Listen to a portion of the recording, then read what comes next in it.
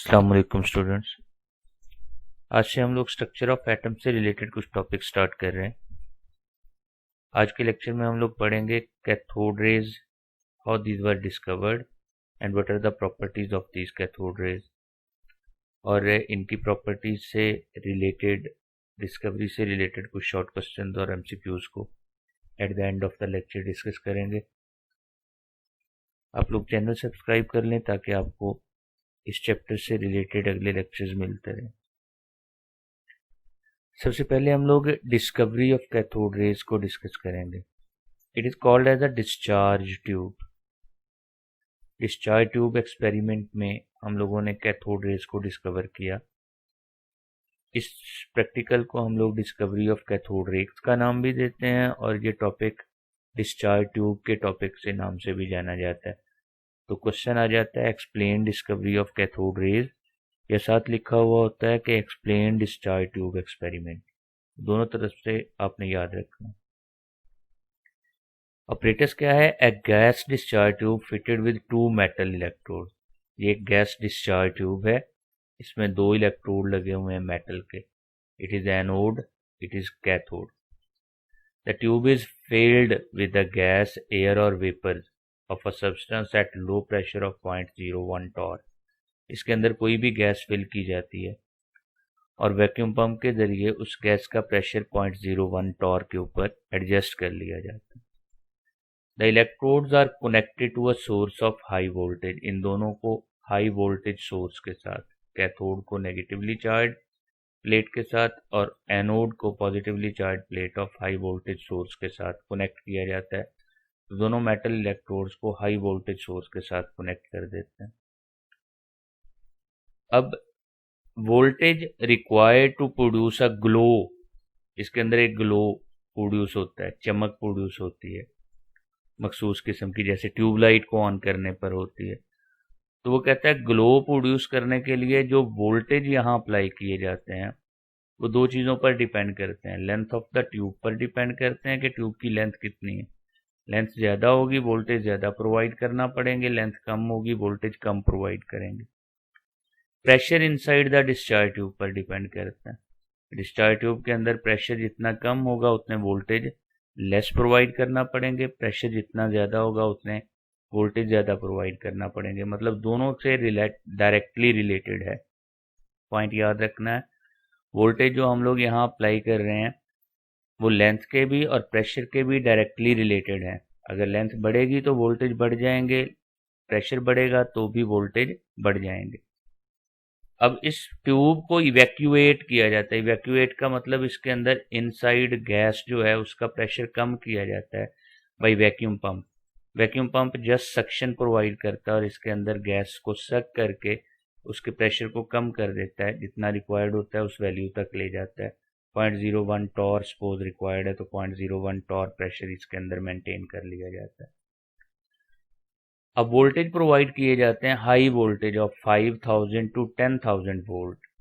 जब 0.01 Tor pressure पर इतना वोल्ट प्रोवाइड किया जाता है तो कहता है एक इलेक्ट्रिक डिस्चार्ज टेक प्लेस होता है through the gas in the tube.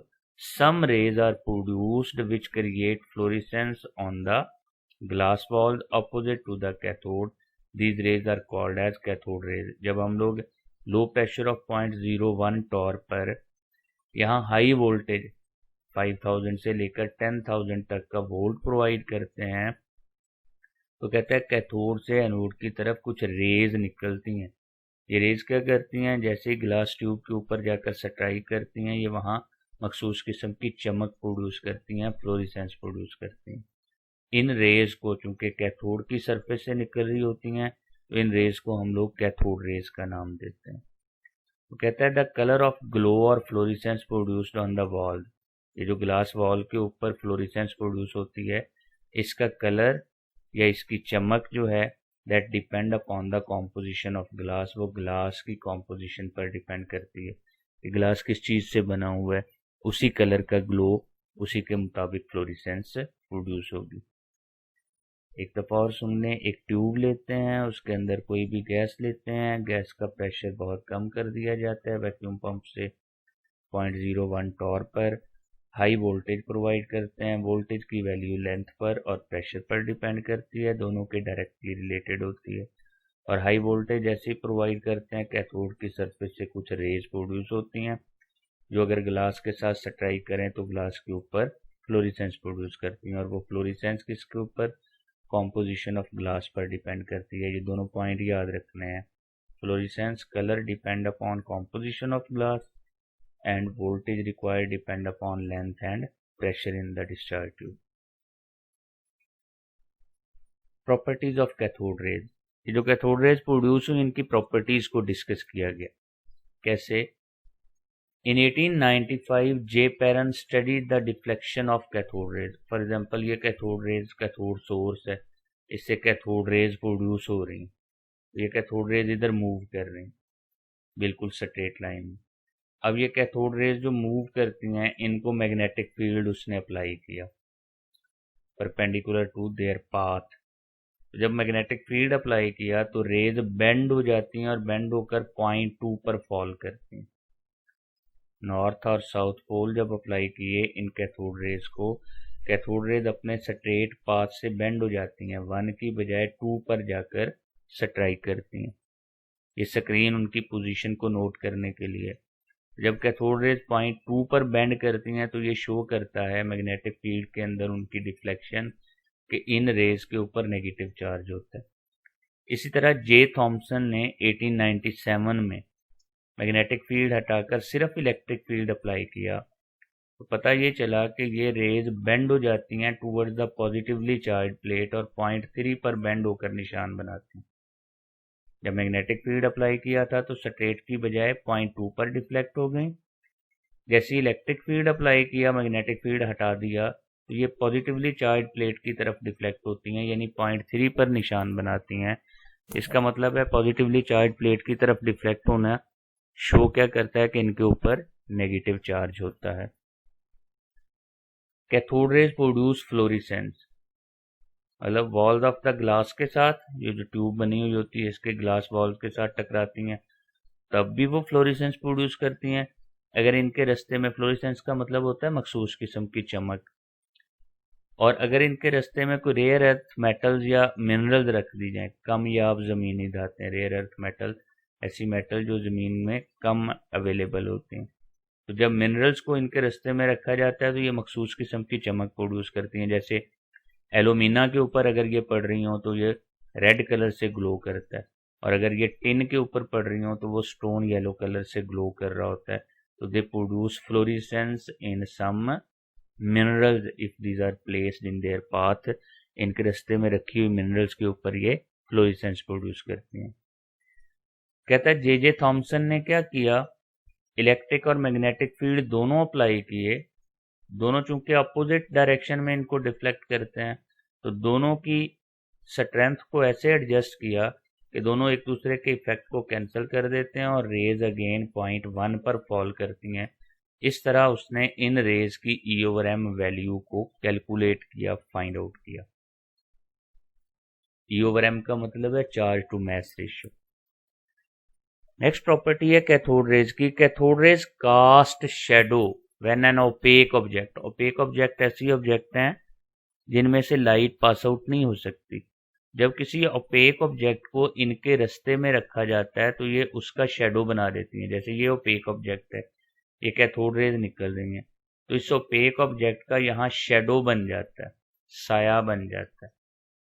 तो अब ये ओपेक ऑब्जेक्ट का शेडो क्यों बनाती हैं, ये प्रूव करता है कि ये स्ट्रेट लाइन में मूव करती हैं। अगर स्ट्रेट लाइन में मूव ना कर रही होती तो बेंड होकर यहाँ पहुंच जाती। चूंकि इन्होंने शेडो बनाया, साया बनाया, तो इसका मतलब है ये स्ट्रेट लाइन में मूव करती हैं। Perpendicular to the surface of cathode, ये एमिट होती हैं सरफेस ऑफ कैथोड से परपेंडिकुलर डायरेक्शन में, यानी ये कैथोड की सरफेस है अगर तो उससे बिल्कुल 90 का एंगल बनाते हुए ये एमिट हो रही होती हैं। तो दे एमिट, ये they travel perpendicular to the surface of the cathode and they travel in a straight line. ये दोनों पॉइंट किससे प्रूव होते हैं, क्योंकि ये ओपेक ऑब्जेक्ट्स का शेडो कास्ट करती हैं। Cathode rays can drive a small paddle wheel in their path, मतलब बहुत कम मैस का अगर कोई पैडल व्हील सा यहाँ रखा जाए, पंखा है ये, जैसे आमतौर पर बच्चे वो वायर के ऊपर एक पंखा सा घुमा रहे होते हैं, तो एग्जैक्टली वैसे ही ये पैडल व्हील रखा जाए, इसके ऊपर कैथोड रेज अगर स्ट्राइक करती हैं तो ये कैथोड रेज इस पैडल व्हील को घुमाने का बायस बनती हैं, ये इसको रोटेट कर देते हैं। अब ये क्या प्रूव करता है, ये शो करता है कि इनका मैस है, इनकी वेलोसिटी है, और मैस और वेलोसिटी जिन मटेरियल्स की हो उनका मोमेंटम होता है, और जिनका मोमेंटम हो वो मटेरियल पार्टिकल्स होते हैं, क्योंकि इन्होंने अपना मोमेंटम ट्रांसफर किया है किसको, पैडल व्हील को। तो पैडल व्हील इसीलिए घूम रहा है कि इन रेज ने अपना मोमेंटम इस पैडल व्हील को ट्रांसफर किया है। सो इन रेज का मैस है, इन रेज की वेलोसिटी है, दे हैव द मोमेंटम, और उनका मोमेंटम क्या है, that is the product of mass and velocity. और इसका मतलब है अगर इनका मैस है तो these are material particle, they have the ability to drive a small paddle wheel. और ये क्या शो करता है, इनका मैस है, इनकी वेलोसिटी है, और इनका मोमेंटम होता है, लिहाजा ये मटेरियल पार्टिकल्स हैं। Cathode rays can produce X-rays when they are converged through a concave surface on an anode of large atomic number। ये यहाँ सपोज करेंगे एनोड हो लार्ज एटॉमिक नंबर का, तो इनको इसके ऊपर इकट्ठा किया जाए, जैसे कन्वेक्स लेंस में से लाइट पास आउट होती है तो इकट्ठी हो जाती है एक जगह पर सनलाइट, एग्जैक्टली वैसे ही वो कहता है concave cathode, cathode concave mirror जैसा यूज करें और उससे इन रेज को इकट्ठा करें एनोड की सरफेस के ऊपर, तो they have the ability to produce x rays from this anode surface. वो एनोड की सरफेस से एक्स रेज प्रोड्यूस करते हैं। दे प्रोड्यूस हीट ऑल्सो, अगर इनको कनकेव कैथोड से किसी एक पॉइंट पर फोकस किया जाए तो ये हीट प्रोड्यूस करते हैं। जैसे वो आपने देखा था ना एक्सपेरिमेंट, वो कन्वेक्स लेंस, या उसको आप मैग्नीफाइंग ग्लास भी बोलते हैं। तो मैग्नीफाइंग ग्लास से सनलाइट को पेपर के ऊपर अगर डालते रहें तो वो थोड़ी देर के बाद पेपर को आग लगा देता है। एग्जैक्टली वैसे ही वो कहता है किसी कॉनकेव कैथोड से इसको फोकस करें अगर हम लोग प्लैटिनम फॉयल के ऊपर, तो प्लैटिनम फॉयल ग्लो करना शुरू कर देता है, जलना शुरू कर देता है। Cathode rays can ionise gases, जब इनको गैसेज के ऊपर पास आउट किया जाता है तो ये गैसेज के आयंस बना देती हैं, they have the ability of ionisation.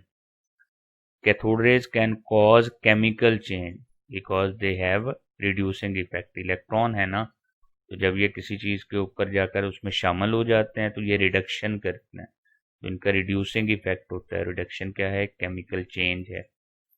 Cathode raise pass through thin metal foil like aluminium और गोल्ड फॉयल, अगर कैथोड रेज के रास्ते में कोई एल्यूमिनियम का या गोल्ड का फॉयल रखा जाए तो they have the ability to pass through that foil, ये उस फॉयल में से पास आउट हो जाते हैं।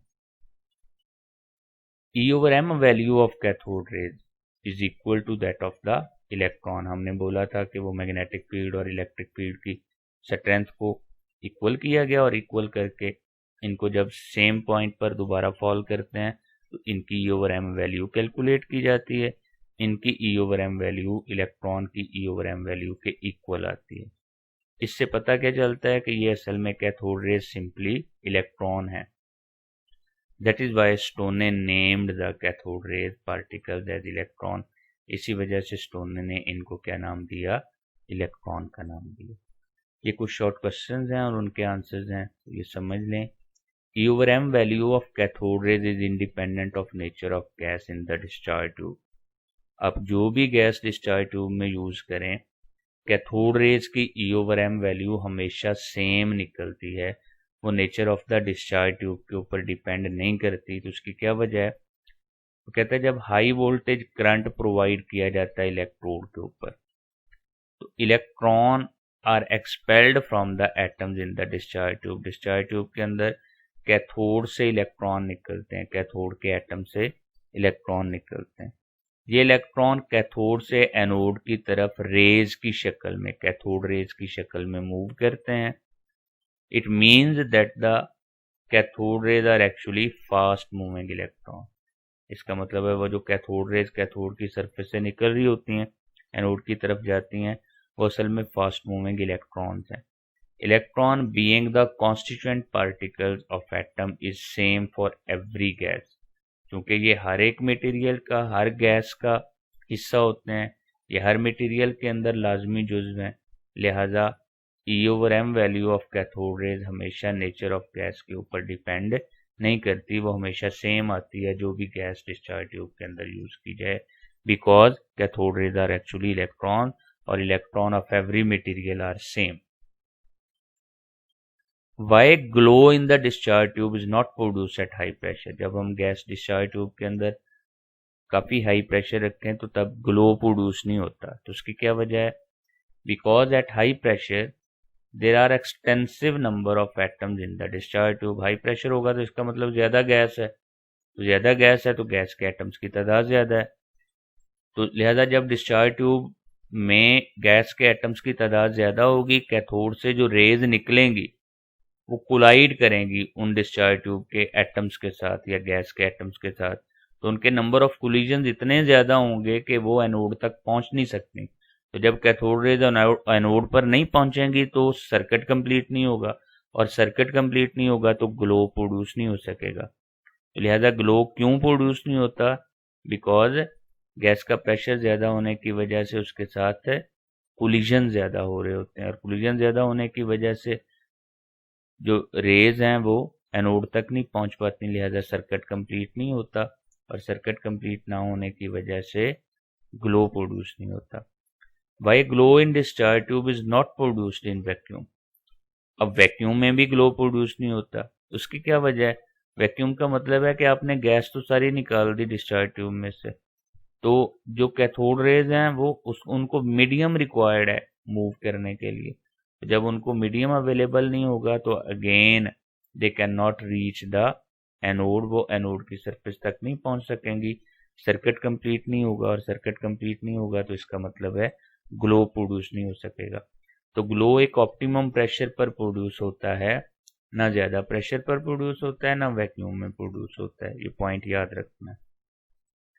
नेक्स्ट चलें, कुछ MCQs हैं हमारे पास।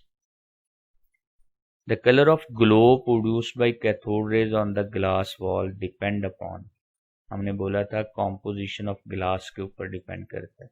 कैथोड रेज तो रहनी सेम है हमेशा, और गैस जो भी हो कैथोड रेज सेम होती हैं, लिहाजा सिर्फ कॉम्पोजिशन ऑफ ग्लास पर डिपेंड करता है। Alumina glows red and tin glows stone yellow, तो रेड एंड स्टोन येलो आएगा, याद रखने हैं। Dash concluded the cathode rays are negatively charge particle. Thomson ने यह साबित किया था कि कैथोड रेज जो हैं वो नेगेटिवली चार्ज पार्टिकल हैं। Cathode rays were named as electrons by Stoney, Stoney ने इलेक्ट्रॉन्स का नाम दिया था इनको। Glow produced in discharge tube disappear when current is decreased at same pressure. Current की वैल्यू को कम करते जाएं तो ग्लो आहिस्ता आहिस्ता खत्म हो जाता है या डिसअपियर हो जाता है। The deflection of cathode raise in magnetic field was studied by J barren. J barren ने इनकी डिफ्लेक्शन को मैग्नेटिक फील्ड में डिस्कस किया था। Cathode rays show resemblance with light because travel in a straight line, they possess energy, they cast shadow. ये सारी properties हैं इसकी, इसी वजह से कैथोड रेज लाइट की तरह की हैं, रेज हैं। The ionizing power of cathode rays is greater than, जितने चार्ज पार्टिकल्स होते हैं वो ज़्यादा आयोनाइजिंग होते हैं, जितना ज़्यादा चार्ज होगा उतने ज़्यादा आयोनाइजिंग। तो न्यूट्रॉन न्यूट्रल है, सो कैथोड रेज न्यूट्रॉन से ज़्यादा आयोनाइजिंग है। The penetration power of cathode rays is dash than neutron. अब पेनिट्रेशन पावर जितना लेस चार्ज पार्टिकल्स होता है उसकी ज़्यादा होती है, तो न्यूट्रॉन की पेनिट्रेशन पावर ज़्यादा, लिहाजा penetration power of cathode rays is less than neutron. The E/M of cathode rays is dash than E/M of positive rays. Cathode rays की E/M की बात करें तो वो ज़्यादा होती है क्योंकि कैथोड रेज का मैस कम है, पॉजिटिव रेज का मैस बढ़ता जाता है, चार्ज सेम रहता है, तो E/M of cathode rays is greater than that of E/M of positive raise. The E/M of cathode rays was determined by Thomson ने, जे थॉमसन ने E/M वैल्यू, जे थॉमसन भी बोला जाता है इसको। The nature of cathode rays depend upon nature of gas, composition of glass, both have be none of these. Nature of cathode rays does not depend upon any one of this factor. लें students, आज का lecture hope आपको पसंद आया होगा। इसको तैयार करें और एंजॉय करें। अल्लाह हाफिज़। Have a